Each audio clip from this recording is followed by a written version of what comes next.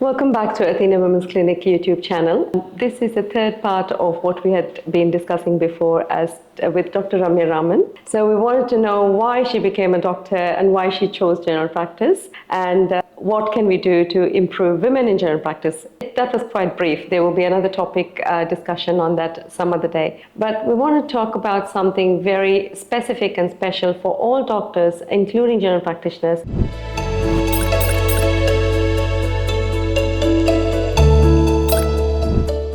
Sometimes GPs can feel that they're quite alone because they don't have that sort of hospital system or support system that backs them up. They all have lots of responsibilities, legal issues to deal with, and of course family. So burnout can be a real thing. Some tips from our chair to see how we can manage burnout in general practice. Sure, thank you. First caveat, I'm no expert in this in any way. Just asking some tips. Sure, particularly if my husband's watching this, he'll definitely be like, oh, okay, I'd like to hear a little bit more about this. But nevertheless, first and foremost, I think it's a recognition that it can happen to anyone. Yes. It doesn't matter if you are a medical practitioner, non-medical practitioner, GP specialist, non-GP specialist, does not matter. It can affect anyone. I'm someone who teaches medical students a lot, and I see this because they're under a lot of pressure and a lot of stress all the time. The key thing is, firstly, recognizing that it can occur. Yes. Ensuring that we are not identifying ourselves 100% with our profession alone. Yes. It's actually very important to have interests outside of medicine. It's actually really difficult to do that. I myself, I used to be a dancer, a classical dancer, and that sort of packed up and went up on the shelf when I started medicine. But I've sort of reinvested in it a little bit. Yes. And the way I do that is actually not necessarily doing it myself, but engaging in attending things, so that there's still that interest and that stimulation to do other things outside of medicine. What it actually helps with is ensuring that we're not thinking about medicine and patients and outcomes, legalities, the extra layer of administrative burden all the time. We're actually putting our interest of thinking about other things, shutting down, enabling that. So interest is really important. And I have to say, part of my interest of getting involved with the college, with the ICGP, is that,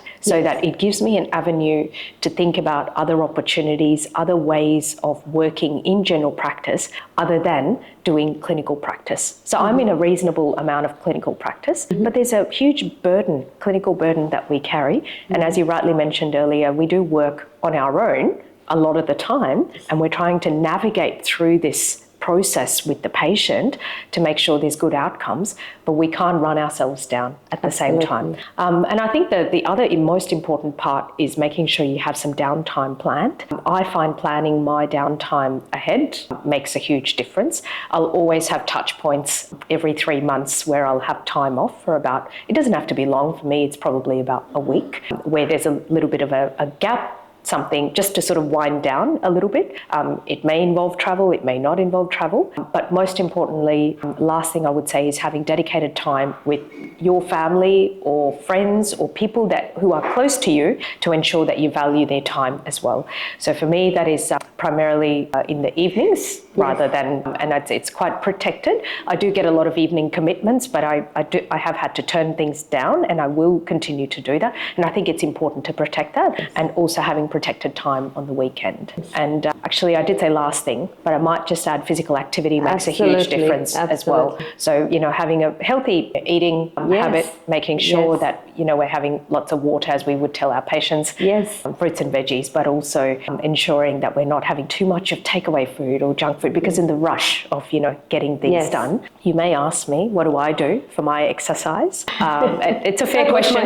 That was my next question. Well, anyway. you may. I'm preempting this because my patients ask me about this all the time, so I'm well and truly prepped for this.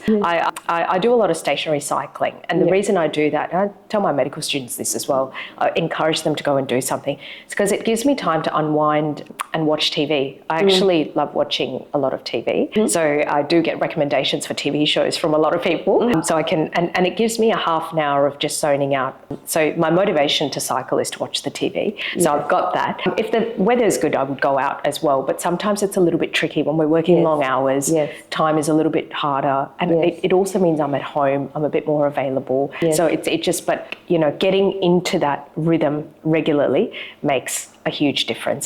So that's a commitment I've made, and Excellent. I think it's come to the point that I actually miss it when I don't do do it. it, yes. So I do want to do it. Like I sort of thrive part of on you that now. Yeah. So I think it makes a difference. Yeah. So I guess in summary, protected timing, ensuring you've got other interests outside of work, whatever those interests may be, ensuring you've got time with your family and friends or people that you like to spend time with, eating healthy, regular exercise, and planning out downtime and holidays ahead. Yeah. So that's your subscription or prescription rather for well-being, so especially doctors, but it can occur across all professions. So I think it's really important for us to ensure our own physical and mental well-being is looked after, not just give all the time. It's important you fill your own buckets as well. Correct. Sure. Is there any other final thoughts that you'd like to add to our audience in terms of general practice in Australia? Yeah, sure. I think my final comment would probably be specifically at medical students considering general practice. It is a truly privileged position to be sitting in, and it should be a specialisation that's considered well.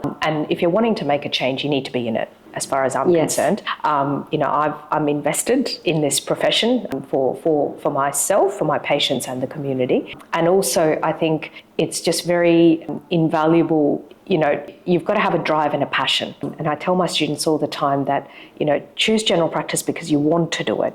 It's not a fallback option. Not a fallback option. So, and there's nothing wrong with that. Like you can absolutely, but once you're in it, be invested in it. But looking after yourself in that process so you can enjoy what you do. So having that diverse interest becomes very important. Yeah, and absolutely.